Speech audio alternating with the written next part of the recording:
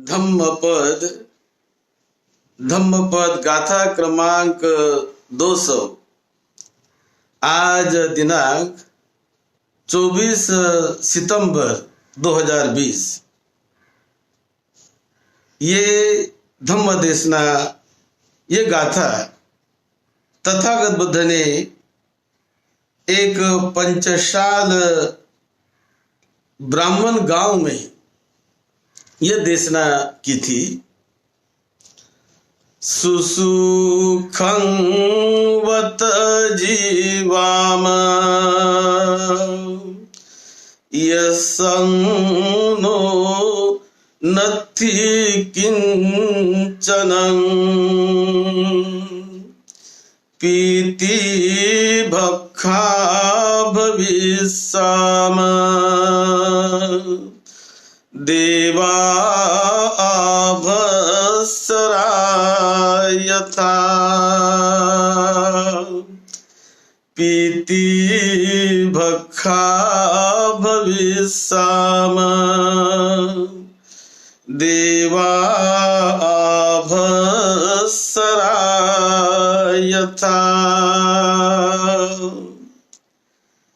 तथागत भगवान बुद्ध ने वो एक बार जब साधना कर रहे थे श्रावस्ती में, तो वहां तथागत बुद्ध ने देख लिया कि यह पंचशाल नाम का गांव है।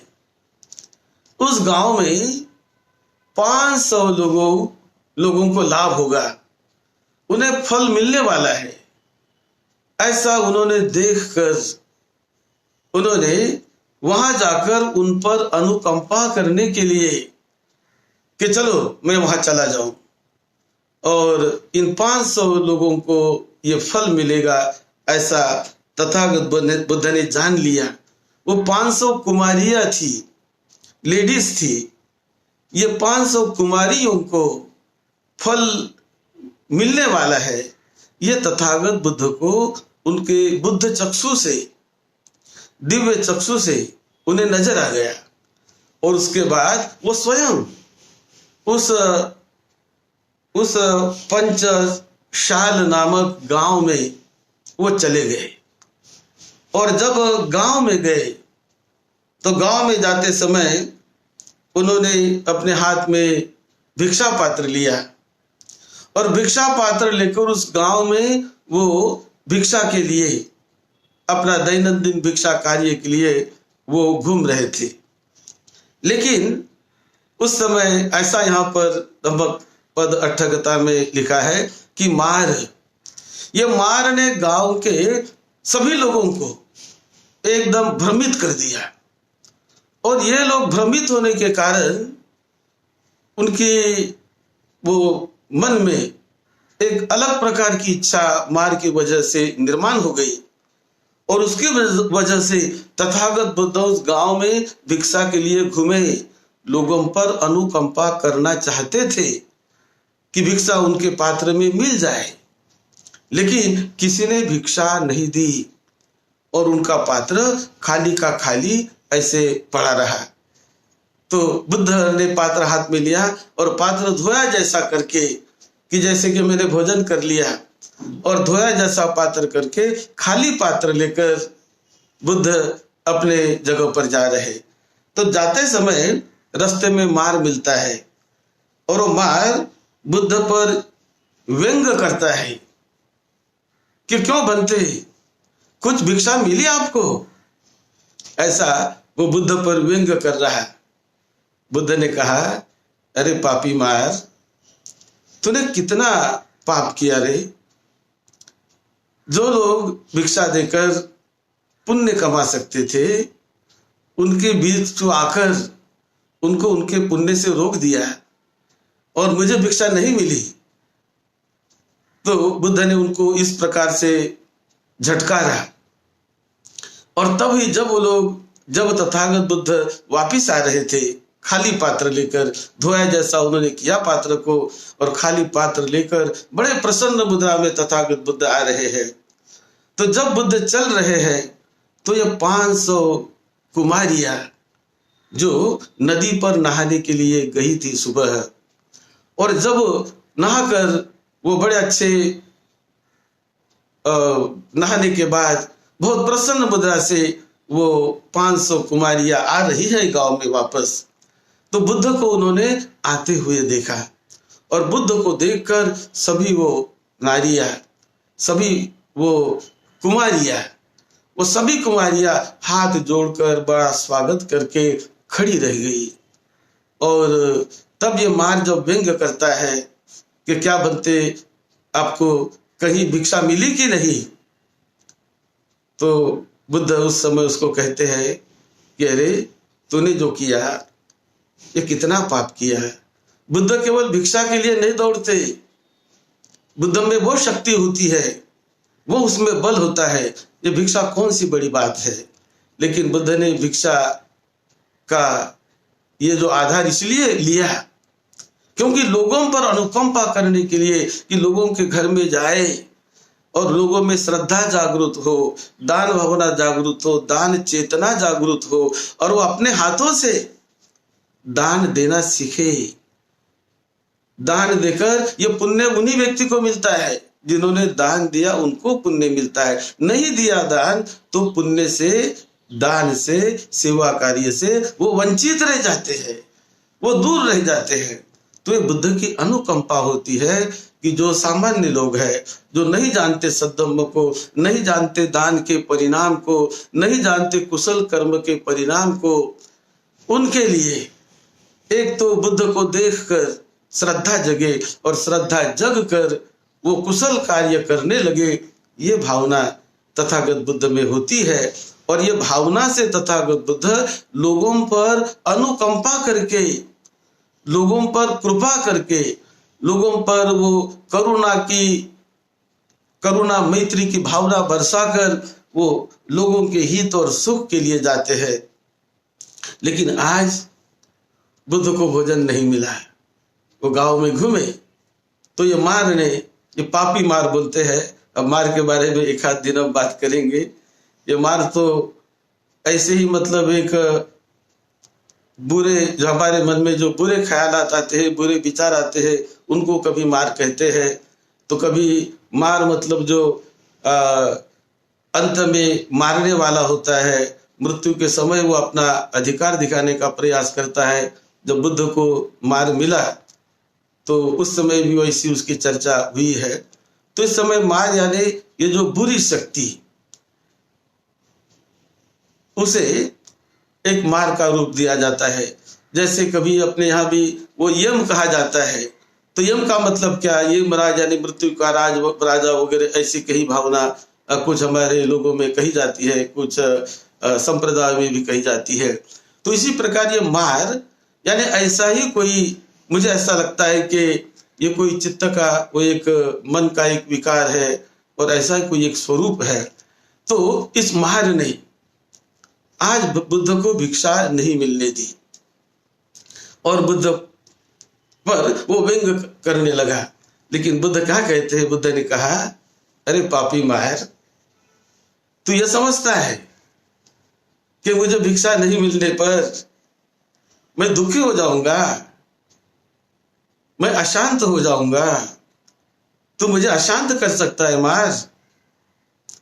अरे मैं बुद्ध हूं, और भिक्षा एक दिन नहीं मिली तो एक दिन भिक्षा नहीं मिलने से कोई मरता नहीं।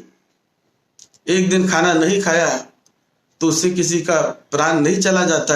ऐसे भी लोग होते हैं साधु संत जो कई दिनों तक भोजन नहीं करते हैं। तो ये भोजन कोई बड़ी बात नहीं है मार। और मैं भी जब मुझे बुद्धत्व मिला तो 7 हफ्ते तक बिना खाना खाए एक जगह पर बैठे रहकर उस बोधि मंडल में 7 हफ्ते तक मैंने प्रीति प्रमोद में, आनंद में गुजारे। तो क्या मुझे तलाशने का प्रयास करेगा मार? और फिर तथागत बुद्ध ने उस घटना के समय बुद्ध ने गाथा कही, सुसुखं वत जीवाम यस्सनो नथि किंचनं पीति भक्खा भविष्याम देवा आभस्सरायता। अरे मार, मैं तो बहुत सुख का अनुभव कर रहा हूँ, बड़ा प्रसन्न हूँ मैं। भिक्षा नहीं भी मिली तो मुझे कोई दुख नहीं, बड़ा प्रसन्न हूँ, बहुत आनंदी हूँ मैं मार, बहुत आनंदी हूँ मैं। प्रीति भक्खा भविष्य में, यानी प्रीति आनंद, यही मेरी भिक्षा है आज, यही मेरा भोजन है आज। आज मैं ये कबड़ी कार आहार नहीं खा रहा हूँ, लेकिन जैसे आभस्सर देवता लोग होते हैं, ये मार को क्या पता है कि क्या आभस्सर देवता लोग होते हैं। बुद्ध कहते हैं कि देवताओं का एक वर्ग है जो आभस्सर देवा करके माना जाता है। सो आभस्सर देवा लोग वो केवल प्रीति पर जीते हैं। वो कोई खाना नहीं खाते, भोजन नहीं पकाते, उनको खाने की भोजन की जरूरत नहीं है। वो ऐसा एक देवता लोग है जिन्हें आभस्सरा देवा कहा जाता है कि वो प्रकाश युक्त ऐसा उनका जीवन होता है। स्वयं प्रकाश से वो प्रकाशित होते हैं, कहीं भी जाना हो प्रकाश स्वरूप चले जाते हैं। वो अदृश्य रूप में भी होते हैं, बॉडी उनकी नहीं दिखाई देती, केवल अरहत उनको बॉडी दिखाई देती है, बुद्धों को बॉडी दिखाई देती है, या जिन्होंने दिव्य दृष्टि प्राप्त की, जिनकी दिव्य आंख खुल गई, उन लोगों को बॉडी दिखाई देती है। लेकिन ऐसा भी एक देवों का वर्ग होता है इस विश्व मंडल में, ऐसा एक ग्रुप है देवों का, ऐसी एक अवस्था है कि जिन्हें कहा जाता है आभस्सरा देवालोका, कि जो केवल प्रीति पर, आनंद पर ही वो जीते रहते हैं। तो मार को बुद्ध कहने लगे, पीति भक्खा भविष्याम देवा आभस्सरा यथा। मैं आज भोजन नहीं करूंगा, लेकिन इतना आनंदी हूं, इतना सुखी हूं कि जैसे आभस्सरा देवता लोक में, जो देवता बिना भोजन से भी बड़ा सुख पाते रहते हैं, बड़े आनंदी रहते हैं, कहीं भोजन की उन्हें जरूरत ही नहीं, ऐसा वो लोक है। तो आज मैं उनके जैसा जीवन यापन करूंगा।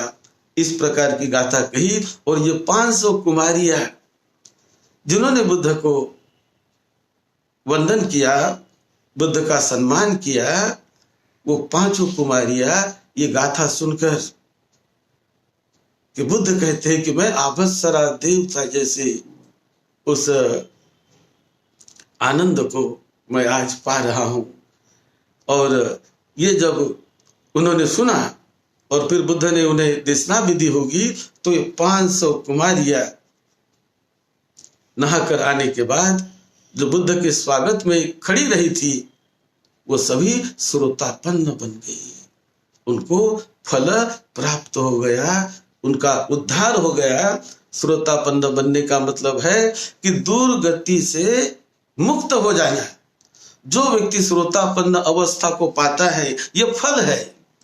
और जिन्होंने श्रोतापन्न फल को पा लिया, वो व्यक्ति मृत्यु के बाद कभी भी पशु योनि में नहीं जाएगा, कभी भी दुर्गति लोक में नहीं जाएगा, वो कभी नीचे प्राणियों के लोक में नहीं जाएगा। मृत्यु के बाद श्रोतापन्न व्यक्ति जो होता है, वो जीते जी भी बड़ा आनंद का, सुख का, मैत्री का जीवन जीता है। और मृत्यु के बाद जब श्रोतापन्न व्यक्ति की मृत्यु होती है, तो वो जन्म लेता है। लेकिन जन्म लेता है ऊंचे ऊंचे 7 बार उनका जन्म होता है, 7 बार उनका जन्म होगा, और वो भी ऊंचे ऊंचे अवस्था में होगा। 7 बार जन्म लेगा, मरेगा, फिर जन्म लेगा, मरेगा, फिर जन्म लेगा, मरेगा। लेकिन 8वीं बार उनका जन्म नहीं, वो परम मुक्त निर्वाण का साक्षात्कार कर लेता है। उसे कहते हैं श्रोतापन्न अवस्था, कि जिन्होंने श्रोतापन्न का, जिनके चित्त को, जिनके मन को श्रोतापन्न अवस्था ने स्पर्श कर लिया, जिनका चित्त श्रोतापन्न अवस्था में सम्मिलित हो गया, मिल गया, वो 7 बार जन्म लेता है, ऐसे तथागत बुद्ध ने बताया है। और जिसका चित्त श्रोतापन्न अवस्था को नहीं जान पाया, उससे दूर है, तो उसकी दुर्गति भी हो सकती है, उसकी सदगति भी हो सकती है। वो अच्छे लोक में भी जा सकता है, लेकिन गारंटी नहीं कि वो बुरे लोक में नहीं जाएगा, वो दुर्गति में नहीं जाएगा, वो पशु नहीं बनेगा, ऐसी कोई गारंटी नहीं, क्योंकि उसका चित्त में वो बल नहीं होता है। जिस प्रकार ये जो जन्म मरण का संबंध बॉडी से नहीं है, उनका संबंध है चित्त से, उसका संबंध है चित्त के संखारों से, चित्त के उस संखार पुंज से जन्म मरण मृत्यु का संबंध होता है, पुनर्जन्म का संबंध होता है। तो इस प्रकार ये जो तथागत बुद्ध कहते हैं कि जैसे किसान जब खेती में धान के बीज बोता है, तो धान के बीज अक्षय धान हो तो और उसको बो लिया तो अच्छी वहां पर फसल आएगी। लेकिन आधे कटे धान हो, टूटे हुए धान हो, वो जब बोएगा तो जमीन में उगेगी नहीं, वो फसल आएगी नहीं। कि धान कटे हैं, टूटे हैं। टूटे हुए गेहूं को कोई बोएगा तो जब गेहूं बोते हैं लोग खेती में, तो वो अक्षय बोते हैं, पूरे टूटा हुआ गेहूं नहीं बोते। गेहूं के जो दाने होते हैं, तो वो टूटा हुआ दाना गेहूं का कोई किसान नहीं बोएगा जमीन में, उसको बाहर फेंक देगा। क्यों बाहर फेंक देगा? क्योंकि उसमें उगाने की शक्ति खत्म हो गई, नहीं है, बाहर फेंक देगा, उसे नहीं बोएगा। लेकिन जिसमें वो बीज है बोने की, उसे ही वो बोएगा, तो वहां से ही वो गेहूं का पौधा आता है। और एक पौधा सैकड़ों गेहूं को निर्माण करता है, हजारों को निर्माण करता है। ऐसा ही होता है पुण्य बल। ये पुण्य का थोड़ा भी बीज हमने बो लिया तो बहुत पुण्य निर्माण करता है, बहुत पुण्य निर्माण करता है। लेकिन जो अपुण्य है, जो दुष्कर्म है, वो दुष्कर्म को तथागत बुद्ध ने एक जगह उपमा दी कि दुष्कर्म का मतलब है वो कटे बीज की तरह है। जैसे आम का कटा बीज, आम की जो गुठली है, आम की गुठली को हमने यदि जमीन में बो दिया, जमीन में लगाया, तो वहां से आम का पौधा आएगा। कौन से आम का पौधा आएगा? जो अक्खा आम है, गुठली पूरी है, अक्खी है। लेकिन आम के गुठली के 2 टुकड़े कर दिए, टूट गई है, वो सड़ गई वो। और वो 2 टुकड़े करने के बाद यदि कोई आम के गुठली को जमीन में लगाएगा तो आम पौधे नहीं देने वाला है, पौधा नहीं आएगा, अच्छा पौधा नहीं, वो तो दुर्गति में जाने वाला है। इसी प्रकार जो पुण्य कार्य करने वाला चित्त होता है, वो हमेशा प्रकाश की तरफ ऊंचे ऊंचे ऊंचे ऊंचे ऊंचे अवस्था में, मुक्ति तक ऊंची अवस्था में जाते रहता है। लेकिन जिन्होंने उसका साक्षात्कार नहीं किया, वो कटे आम के बीज की तरह है, वो कटे धान की तरह है, टूटे हुए धान की तरह है।